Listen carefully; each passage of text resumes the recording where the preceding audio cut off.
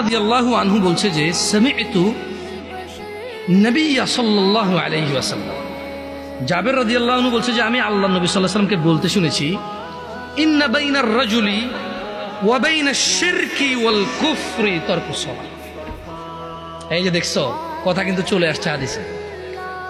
আমি আমার বক্তব্য এখানে শেষ করে দিতে পারতেছি আলহামদুলিল্লাহ। কেন? কারণ আমি কথা বলতে আসছি তোমাদেরকে নামাজ নিয়ে। কি নিয়ে? নামাজ নিয়ে। আমি তোমাদেরকে বলে দিচ্ছি যে যদি নামাজ না পড়ে কুফরি হয়।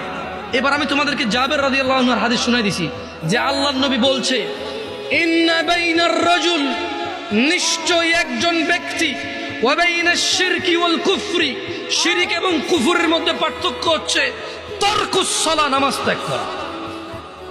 মানে একজন মানুষ মুশরিক না, কাফের না, পাঁচ ওয়াক্ত নামাজি।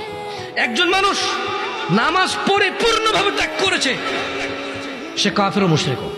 এটাকে আমি বলছি, ফতোয়া আমি দিছি, বলি না আল্লাহর দিকে তাকায়, এখানে ক্যামেরা ট্যামেরা আছে। জাবের রাদিয়াল্লাহু আনহু বলছে যে উনি শুনছে আল্লাহর নবী বলছে যে ব্যক্তি কাফের আর মুশরিকের মধ্যে পার্থক্য হচ্ছে কি? সালাত। আমরা কি মুসলমান হয়ে মৃত্যুবরণ করতে চাই? দিনে কয় রাকাত নামাজ?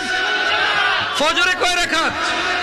জোহর, আসর, মাগরিব, ইশা, এগুলো ছাড়া কেউ মুসলমান থাকা সম্ভব? আমরা মুসলমান কিনা?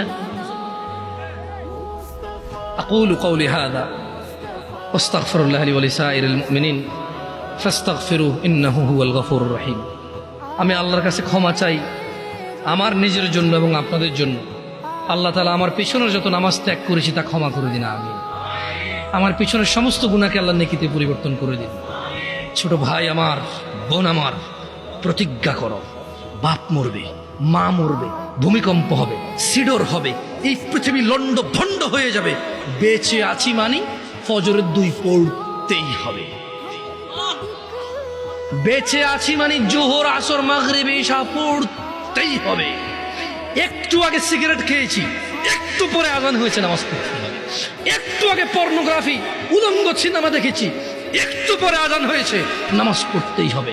ঘুমের মধ্যে কাপড় চোপড় নষ্ট হয়েছে, মা জানে, বাপ জানে, ভাবি জানে, বোন জানে, সবাই জানে। এখন গোসল করলে সবাই বুঝবে কেন গোসল করছো। সবাই বুঝলে বুঝুক, না বুঝলে নাই। আরে বুঝলেই কি না বুঝলেই কি, আমার কাপড় নষ্ট হয়েছে, গোসল আমার ফরজ হয়েছে, আমি গোসল করবো, নামাজ পড়বো।